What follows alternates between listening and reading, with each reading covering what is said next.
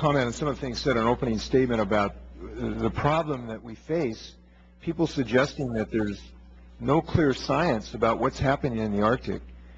And it's unbelievable to me people are still adopting the attitude of the ostrich in this situation.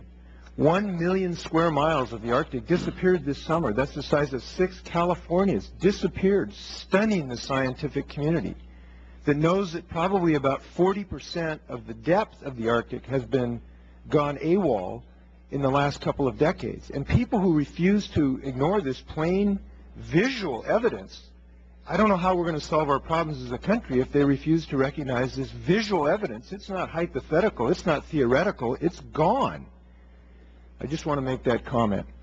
I want to ask Mr. Ludi about the risk of oil spills with polar bears. Some people suggest it's essentially no risk, but I'm reading from the environmental impact statement of May 2007, and it says, we estimate the chance of a large spill greater than or equal to 1,000 BBL occurring and entering offshore waters is within a range of 33 to 51%. For purposes of analysis, we model one large spill of either 1,500 BBL platform spill or 4,600 BBL pipeline spill. If a large spill were to occur, the analysis identifies potentially significant impacts to bowhead whales, polar bears, essential fish habitat, marine and coastal birds, subsistence hunting, and archaeological sites. Is that the conclusion of the environmental impact statement? Thank you, Mr. Chairman and Representative Inslee. I believe you may be reading from our environmental impact statement. Is that correct? Yes. An environmental impact statement, as you well are aware, is asked us to basically evaluate all kinds of impacts. I don't think we would be doing our job effectively if we didn't realize and say that we're going to look at the possibility of a spill whenever there is development.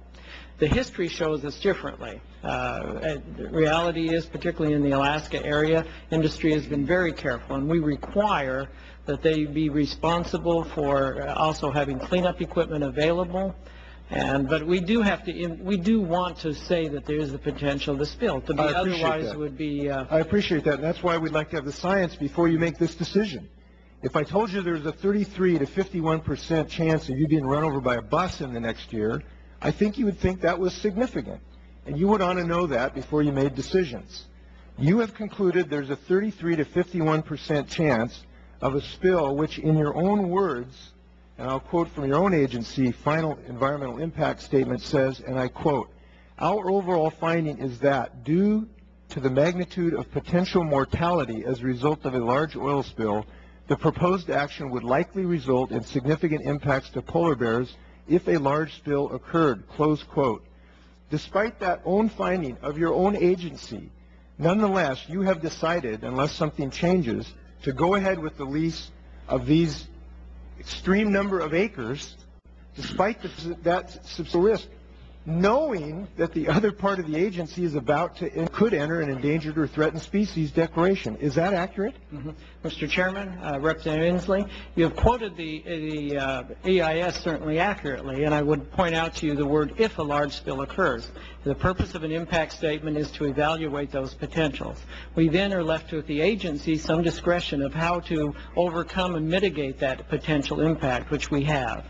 Now, in addition, you've mentioned the second part of your statement deals with, before the Endangered Species Act kicks in or if it does. Frankly, as I said in my opening statement, we have worked with the Fish and Wildlife Service very carefully about consultation not only with the polar bear but also all marine mammals.